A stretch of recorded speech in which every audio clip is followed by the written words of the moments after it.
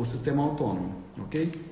Então, como que a gente pode identificar, além de conhecer o funcionamento do cérebro de uma criança ou de um adulto, como mais a gente pode identificar alguém? Nós podemos identificá-las pelo tipo de comunicação que essa pessoa usa, tá? Hoje nós estamos falando de criança, mas lembra, você já foi uma criança também.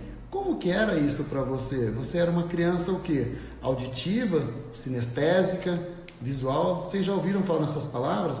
Isso é importante. E aí eu depois vou estar mostrando para vocês mais ou menos aqui, eu fiz um slide em PowerPoint para demonstrar, porque como eu sou visual, eu prefiro mostrar, ok?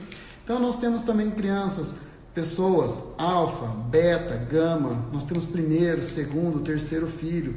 Isso tudo quando você mistura, dá uma diferença muito grande de funcionamento.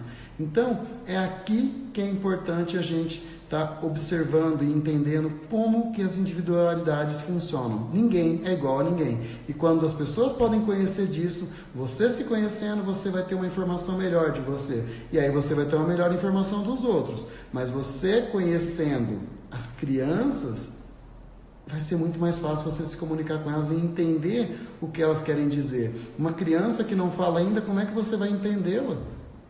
Então, é preciso entender a comunicação. Isso vai facilitar demais para os pais e para os professores principalmente, ok? Então nós temos o auditivo, é aquele que ouve, é aquele que gosta de falar, tá?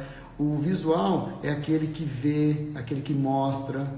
O sinestésico é aquele que faz ações, aquele que faz as coisas, né? É aquele que sente melhor as coisas.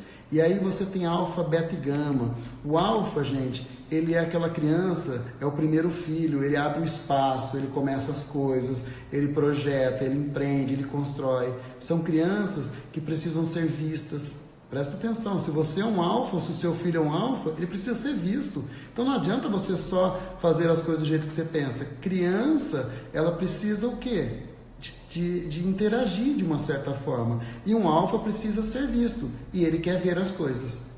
O segundo filho, a gente chama ele de beta. O beta são os artistas, forte senso estético, são do bem, são mais ativos, têm olhos brilhantes, tá? Eles precisam ser sentidos, eles precisam sentir as coisas.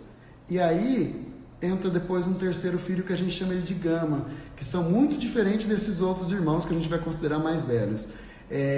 Eles são mais sérios, eles buscam fazer tudo certinho, tá? Eu sou um gama, então eu tento fazer tudo certinho, muitas vezes eu até sofro com isso. Mas por quê? Porque na verdade eu preciso entender as coisas e eu preciso muitas vezes ser entendido. Então, quando você começa a não se encaixar nessas coisas, uma das perguntas é, será que você está no seu lugar certo? Será que teu filho está no lugar certo? Cláudio, peraí, eu tenho um primeiro filho, ele parece que é sinestésico, então, pelo que você está falando, mas ele não é tão do jeito que você falou, não, né? Meu filho não é alfa, não. E outro, meu filho tem um olho brilhoso mesmo, realmente isso é estranho. Então, quer dizer, será que não teve um aborto antes?